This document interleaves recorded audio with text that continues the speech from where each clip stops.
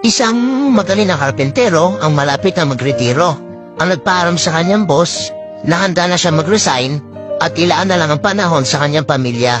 Nalungkot ang kanyang boss sa sinabi ng karpentero dahil isa ito sa pinakamagaling at maasahan na empleyado sa matagal na panahon.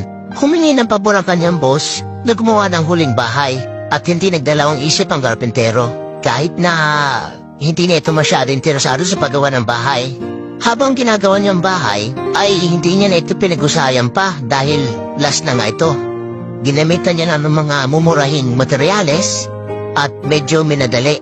Nang matapos na ito, dumating ang kanyang boss upang tingnan ito at ibinigay ang susi. Itong bahay na to ay regalo ko sa iyo sa lahat ng sakripisyo mo sa kumpanya. Nagulat ang karpentero. Kung alam niya lang na para sa kanyang bahay ay mas pagagandahin niya pa sana